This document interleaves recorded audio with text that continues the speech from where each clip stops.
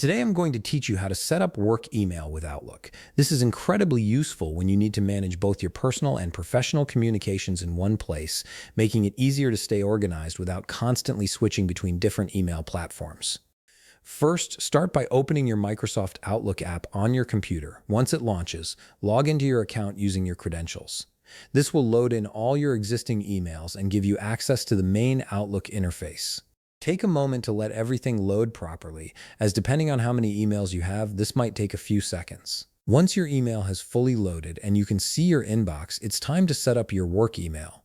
Look towards the top part of your screen where all your tools and menus are located. You'll see a menu option labeled File. Go ahead and click on File, and the menu will expand to reveal several options for managing your account and settings.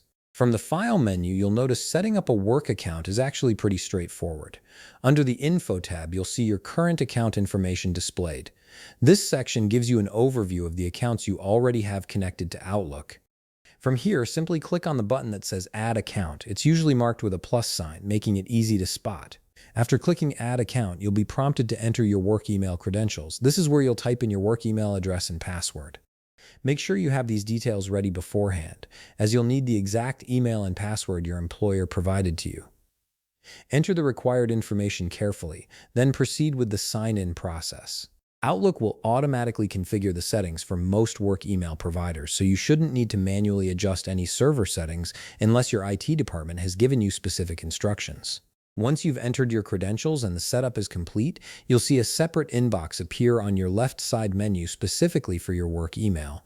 This keeps your personal and work emails completely separate within the same app, allowing you to switch between them with just a click. You can now manage both accounts seamlessly without having to log in and out or use different applications. And that's it. You've successfully set up your work email with Outlook, giving you a centralized hub for all your email communications. If you found this video helpful, please leave a like, subscribe, and see you in the next video.